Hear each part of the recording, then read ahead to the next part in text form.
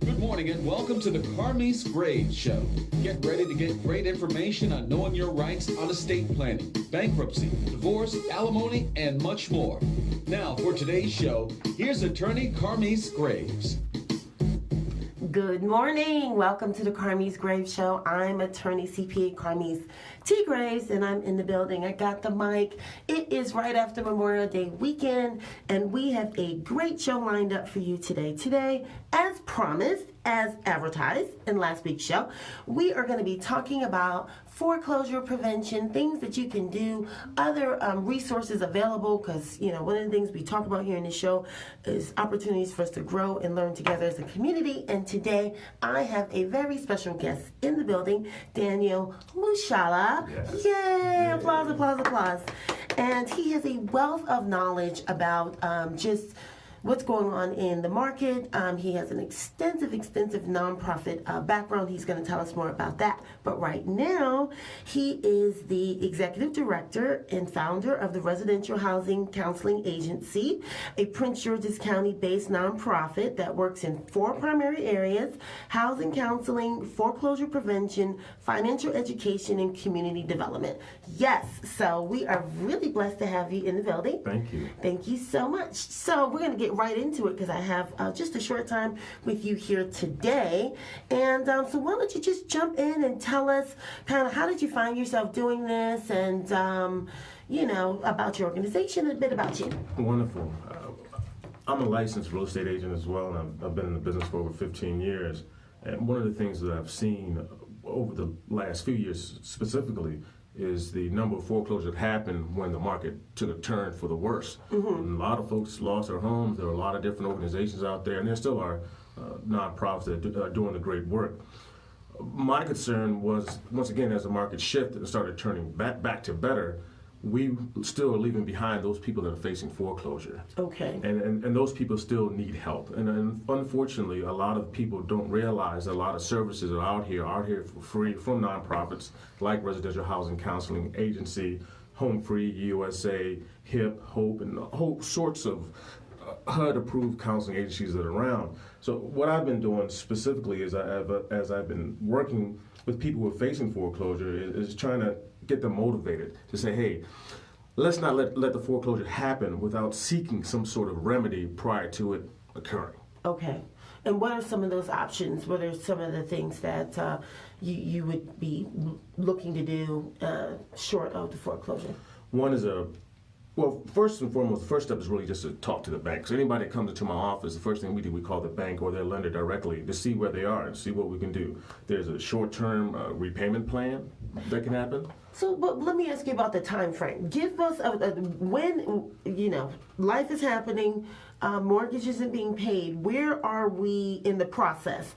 You said don't let the foreclosure happen. Has there been notice, or where are we? Where is the homeowner at this point when you're talking about? Wonderful. That's a great question. So foreclosure is a legal process in which a person who has made a mortgage, the mortgagor or borrower, in order to borrow money, loses his or her rights to the mortgage property, meaning that you just borrowed money to buy the house. So after 4 months and you haven't made a mortgage payment, you then fall behind. And at that point in time, the lender will send you a letter of default saying, hey, you've defaulted on the loan because you haven't met your obligation to pay this in a timely fashion. Okay. That's usually when it kicks in. Okay. The flip side, when I usually see people, is when they're facing like 30 to 45 days before foreclosure, as opposed to the front side on the back side. And a lot of times they come in at the last minute because they're just frustrated, don't know what else to do. So there's going to be a notice. You're going to get a notice from the bank saying, hey, you are behind. Usually this is for 3 to 4 months out of non-mortgage payments. Yes. And then this is when you suggest that people reach out to get some help at this stage? Well, as soon as they know they're having issues. I mean, a lot of the major issues is either health-related, unemployment, somebody's sick in the house, and just not enough income is coming in, especially when you talk about a 2-income household. Right. So as soon as you're even 1 month behind or 2 months behind, there's nothing wrong with seeking assistance so we can figure it out on the front side as opposed to the back side. The unfortunate part is that a lot of people don't realize there's a Regulation X, I believe, that says after 37 days, towards the end, or before the 37 days, before the actual date of the foreclosure, the banks are not going to do anything at all.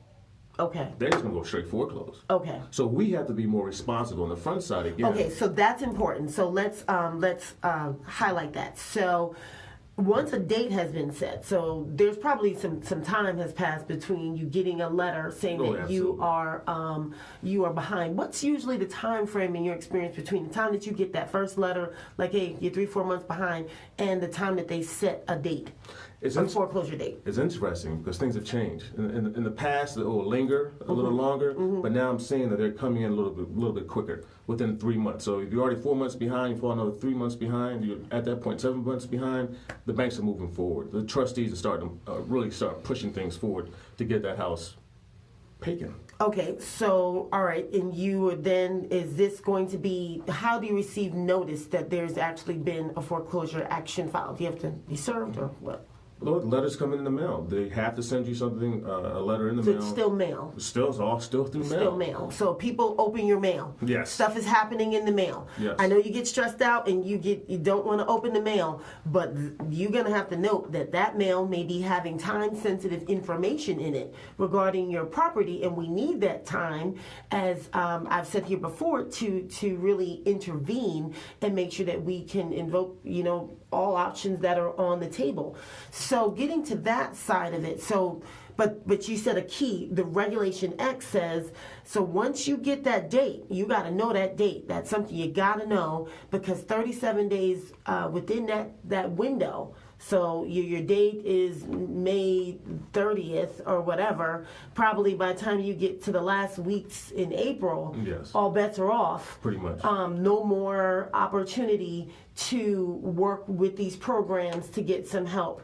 Well, okay, so if you find yourself in that situation, bankruptcy still works. So that's why we say this is an opportunity to know how you can, maybe prevent bankruptcy from needing to be filed, but we work up until the day before the sale. Absolutely. So we still have a lot. Now that's a lot in bankruptcy time. We can still get it done, but we want to talk today about, well, if we take action earlier, what are some opportunities, and then talk about kind of what has your experience been, because I know working with the banks just a little bit, it's frustrating. People, are getting the runarounds. That's right. And also what I'd like to get your thoughts on is the market seems to be changing in terms of all these loan servicers dealing with the mortgages as opposed to the banks. Absolutely. What has that been about, and have you seen a change in how mortgages and foreclosures have been impacted? Absolutely. So you answer your first question. You can do a short sale, you can do a deed in lieu of foreclosure, you can do a keys for home situation, you can set up a repayment plan. There's still some opportunities for loan modifications, but once again, that has to happen way before that foreclosure date is actually hit, which is actually a good idea. If you know that date, you should already be responding 2 or 3 months prior to. The situation with the servicers, okay, let's look at it this way, right? Well, why don't we, because the options are so important, and yes, we could talk about them, we'll get to them, but I want to spend, because you just went over like a lot of great options there that I kind of want to, feel like people would want to hear a little bit more about, and then we can talk about the gremlins and what they're up to. But the options, again, you said were what? It's a short sale. Short sale, okay. Short sale is when a bank agrees to accept less than what's owed on the property. Okay. So that's a short sale, and that takes time. How much time does that take? The quickest one I've ever worked on is 3 months. The longest has been 2 years. So that means the window is short then, because if 37 days out before the date they're not doing anything and you need 3 months for a short sale, that means you gotta hop on it. You know exactly. what I mean? Okay, all right. And a good thing about the short sale is that the bank has agreed to take less. The key thing there is that we have to make sure you have a sentence in your paperwork asking the banks or the services to waive all deficiency judgments against me. Yeah. The reason that you want to do that because you want to get hit with tax implications on the backside. And you don't want to be sued. Yes. So that is something else that can drive you into bankruptcy, even if you did a short sale. I've had cases like that where if you don't take care of that deficiency, that debt can be sold to somebody that's really aggressive, and they come in and get a judgment and they start garnishing your money. So the deficiency would be defined as the bank said that they're going to take less. So, they're supposed to get $300,000 and they took that property and it's going to give you a $200,000 credit. The deficiency in that case would be $100,000. And on paper, that's fine until it becomes a judgment and someone wants to, garnish your wages until they get every stinking dollar. That is ridiculous. So be careful. That is a big one. And then also, sometimes the lender will still work with you. I did help the young man and his wife negotiate with the credit union that they'll pay back $25,000, a part of that deficiency, which is part of the agreement, and they agreed to that. So that worked out. So it's good to work that out. It's always good to work out. And a lot of it's just communication, just talking to the banks and being negotiate and figure out what's what. The other opportunity is deed in lieu of foreclosures, or house for keys as it's called. This is when you give up your house and send it right back to the bank, send them the deed, and they just release you from the ownership of the property. The implications of that, once again, it's like you're walking away per se. Well, actually, let me take it back. You're not walking away, but you just negotiate with the bank to say, hey, take the house back, and you're talking to them. You're not just walking away, because if you walk away, that's harder on your credit, harder the ability for you to get loans, because in essence, they want to foreclose. So then you're stuck. So it's still best to talk to the bank. So that's a deed in lieu of foreclosure.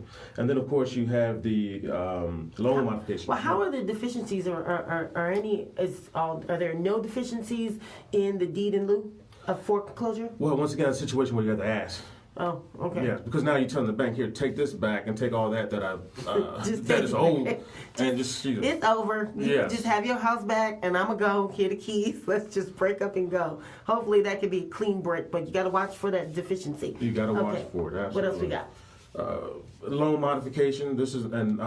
I have been successful over the last few months with loan modifications, helping people modify their loans. One young man, for instance, was ill, so he was out of work for a while. The bank was willing to move what he owed on the back side of the loan. A lot of times they extend the loan from 30 years to 35 years to 40 years. Banks are still doing that in order for a person to constantly pay that mortgage, because they want that note to be paid. So banks are doing loan modifications, and they're readily available, but you have to meet the income qualifications. If you don't have any income coming in, I'm sorry, it's nothing we can really do, because they still need to see income. And that's still the case with the Chapter 13 if you want to use it, or 7s. Your property can survive bankruptcy and be protected therewith, but you're going to have to be able to pay that mortgage. Absolutely. And once again, I talked about this briefly earlier. There are a lot of people that I'm seeing now that are just walking away from the house. And that's not the ideal situation, because once again, you'll get hemmed up with a deficiency. You've just lost any type, if there was any equity in the house, a lot of people are just upset because they just don't know what to do, and they're frustrated. And our emotions play a whole role in this thing. Yeah, it's pretty emotional. And it's frustrating. It's pretty scary, and that's the thing that we talk about here. I try to encourage people just to take that step. If people want to reach you, how do they, his phone number? Yeah, 240-328-4634. Oh, way too fast. 240-328-4634. Call me directly, Daniel Mushala, Residential Housing Counseling Agency. You can look us up online, rhcagency.org. rhcagency.org. Oh, that's easier. I like that. rhcagency.org. You get some help, and that's where you start in terms of just, you're going to have to get past fear, because fear usually leaves you frozen, but time's ticking away. So you're going to have to make a move. You're going to have to make a plunge and pick up the phone and take action.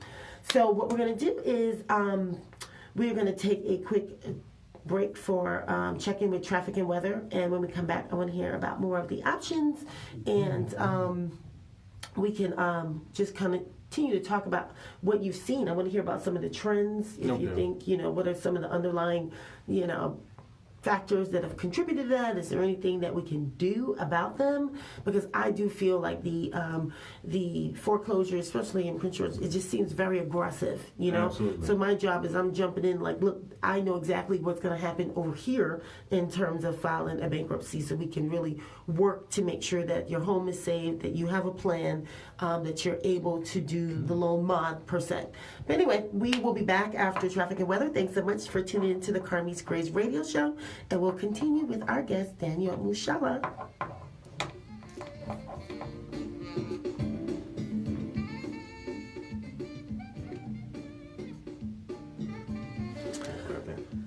I got your phone hostage. I want you to remember make sure the ringer's on. Thank you. Oh, mine rings sometimes. I'm like, don't call me, office. Well, this is great information. It's a lot of good information. Southwest Freeway. We are westbound, traveling near 8th Street, I-Street Southeast. And how long you been doing Pretty heavy delays. What? Your show? 4 years. Okay. Well, that's cool. I've been here a little while. It's been going well. But this is good to get this information out to the community. Absolutely. Try to assist those. Wow. So you have a good listenership, listeners? Oh, great. People usually find that the purpose of the show is to share information, like, because I have a unique lens into the practice areas, estate planning, family, and bankruptcy, and anything that I can share to help people avoid those same pitfalls. I try and, help people to be more informed, because it's always like, I always felt like I wanted to be like, people would be like, well, my uncle. Oh, we're back. Welcome back to the Carmiece Graves Radio Show. I'm attorney CPA Carmiece T. Graves, and I am in studio today with our special guest, Daniel Mushala. He is the executive director of the Residential Housing Counseling Agency. And before our check-in with traffic and weather, we were talking about some of the options that people may have if you are dealing with foreclosure, if you take action, if you reach out and get some support, you may be able to, avoid foreclosure, and if you have the means, keep the home. Absolutely. So what are we seeing in terms of trends? What's your view? Well, of course, the real estate market is booming, especially in gorgeous Prince George's County. You have new buyers coming in. We have to keep in mind that when we talk about the DMV specifically, Prince George's County is really one of the last counties in the area, including Montgomery, Howard, Fairfax, Arlington, that has properties valued that's affordable. Because everything else is just blowing up. A lot of times in Arlington, Virginia, average home about $500,000-600,000. Montgomery County, the same thing, about $400,000-600,000. And in Prince George's County, the median price of a home is still roughly about $250,000. So we still see an increase of people who are trying to buy homes. As a matter of fact, Prince George's County is having their housing fair on June 9th, I believe, but you can find it on their website. So we're seeing an increase of people coming into the county. On the flip side, we're also seeing a decrease in foreclosures compared to last year. With this report that I have from the Maryland Department of Housing and Community Development, talks about foreclosure hotspots. A foreclosure hotspot is defined as a community that had more than 10 foreclosure events in a given quarter and recorded a foreclosure concentration ratio of greater than 100. So when we look at Maryland specifically, you have Baltimore City, Baltimore County, and Prince George's County. And Prince George's County is ranked number 3 compared to the other 2 areas in the state. So we're seeing an average of a lot of foreclosures.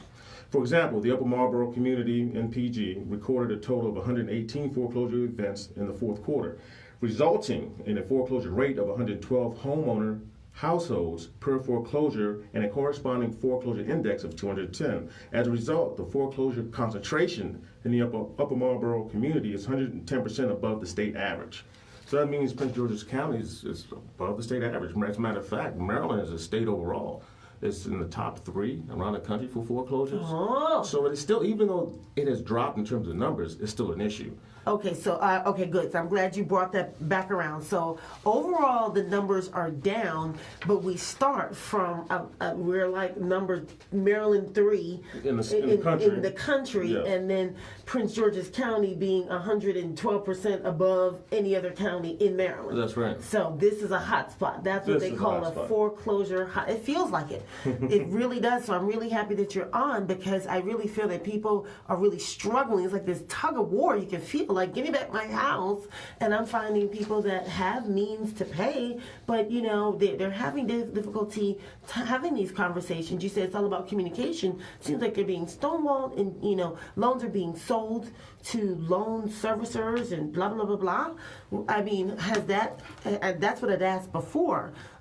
Is there a difference dealing with these loan servicers? Because it seems like the banks kind of are ditching mortgages these days. What we have to put in consideration is that the servicers, of course, do not own the mortgage. They're servicing it for the investor on the backside. Some banks don't own their own mortgages. They, too, are playing services. So to your point, we are seeing an increase of servicing companies around, but they're not your lenders. It's usually owned by an investor on the backside. And perhaps, as you know, with what happened in the housing bubble, a pool of these mortgages were pulled together, and they were getting sold on the marketplace. And unfortunately, a lot of people weren't paying the mortgages, thus that led to the crash. So what you have now is still those pool of mortgages that are still being sold and operated. They put together good loans with bad loans. So that means even though we're out of the bubble, there's still a lot of people who have bad loans, who are still being serviced by these servicing companies. And what do we do about that? Well, it's up to the homeowner to come out and let us know they're in a tough situation, so we can try to help them out and try to figure the situation out. Whether or not we can do a loan modification. What's considered a bad mortgage? High interest rates. Okay, what's high numbers? So right now I think we're about 4.5%, something like that. So you're talking about 5, 6, 7%, 8%. Is it 5, 6, 7, 8%? So if your mortgage is between 5 and 8%, no bueno. That's high. It's high. Okay. Compared to where we are now. You had to put down a lot of money down on buying the house. The loan is structured. There's a thing called an audit. We can do an audit of your mortgage, and a lot of companies out here are saying that, well, we can come and audit your mortgage. And to a certain extent, the government has deemed that as being a scam and not really actual, to try to figure out what's wrong. And even if they find something that's wrong with your mortgage in terms of the paperwork, there's really nothing you can do about it because you already signed on it. You signed on the dotted line. So you're still obligated to pay your mortgage. So what do we do? Well, we got to figure out the next move. We got to figure out a pathway forward. If you feel as though that down the road you can't afford to pay for your house, or you're going to see some troubles down the road, especially when your mortgage resets, now it's time to take another plan forward. There's nothing wrong by doing what I term a strategic default, meaning trying to find another pathway forward. Right now, I know I'm about to get hit with this mortgage payment that may double. My wife or my significant other may not be able to work or lost a job, so that means we're going to be in a hole. So if we're going to be in a hole, how do we play this? How do we plan our pathway forward? And that's why I partnered with you, and I partnered with a financial planner, and I partnered with a mortgage person, and I partnered with a credit person, so that we as a team can help people move forward. If you can let me real quick, the word fear is nothing more than fantasizing future expectations that appear real. So if people are fearful of what may happen, which may not happen as long as you plan it accordingly, as long as you connect with Atty Graves, as long as you connect with organizations, HUD-certified counselors, qualified financial planners to help reshape your finances, right, we'll be in a better place. What upsets me most is that people just don't respond. They just want to walk away, not realizing there are good people and good organizations out here willing to help you, especially the HUD-certified counselors who will help you for free. And so you really hit on a point that it comes up in a lot of areas, because I deal with when life got real. You know what I mean? I'm dealing with the marriages. I'm dealing with the property. I'm dealing with some real personal issues, and fear is a big hurdle, and it really is important. I can't understate it enough that you might really be telling yourself the scary story, like you are where you are right now. Right now you have maybe a letter in your hand and you have gotten notice, right? You're at that stage, but your mind now has taken off to the worst case scenario, and like 9 out of those 10 steps has not occurred.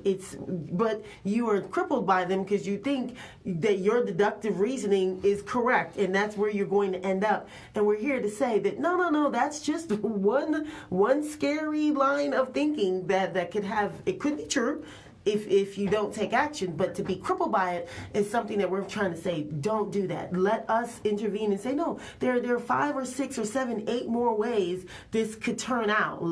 Don't be locked in to your scary movie. Pick up the phone and reach out and get some help and see what we can do, and put more brains at work on your behalf. And one of the things that you can do is, in your letters that you receive, they offer you an opportunity to mediate with the bank.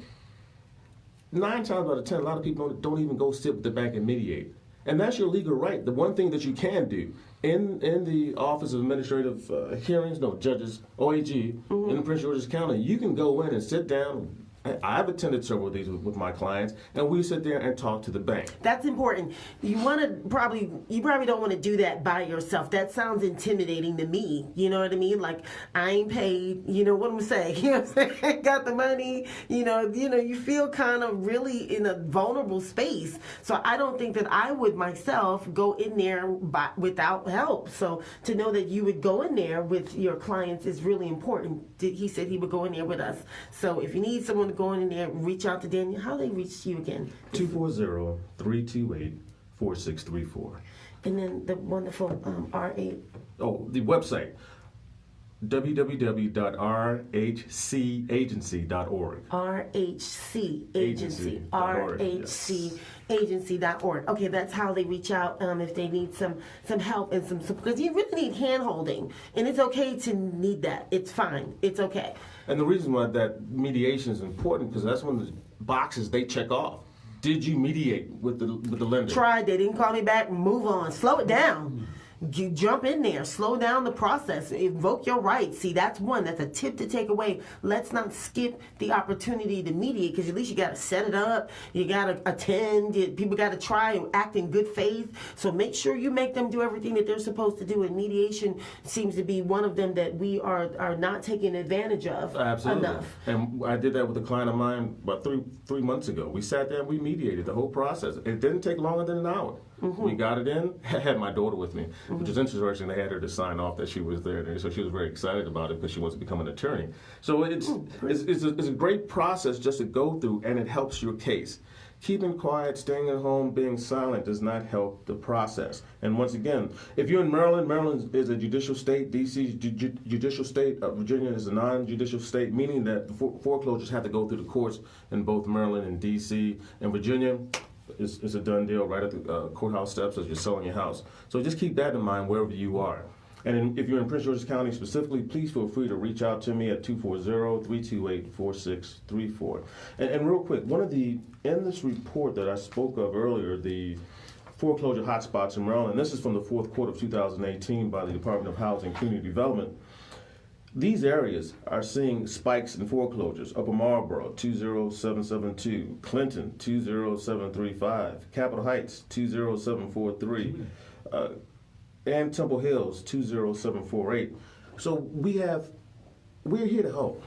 And if you're in those areas, please feel free to call me, call any other HUD-approved counseling agencies, call Attorney Gray to help you with your potential foreclosure, and we're here to serve. Yes, thank you so much for tuning in to the Carmiece Graves Radio Show. Daniel, thank you so much for stopping by. This definitely will not be the last time that you will be here giving this wonderful information out. You guys know how to reach us. Reach out to me. Reach out to Mr. Mushala. He can help. Thanks so much for tuning in to the Carmiece Graves Radio Show, and I'll see you guys next week. All right. That's cool. Yep. Listening to the Carmiece Graves Show with Attorney Carmiece Graves. To reach Attorney Graves, please call 240-573-7153. That's 240-573-7153. Be sure to tune in next Tuesday at 10 a.m. right here on WOL 1450 AM, where information is power. Good morning, Tim. Here's the latest from NewsOne.com, brought to you by Haggerty, for people who love cars. Hey, DC.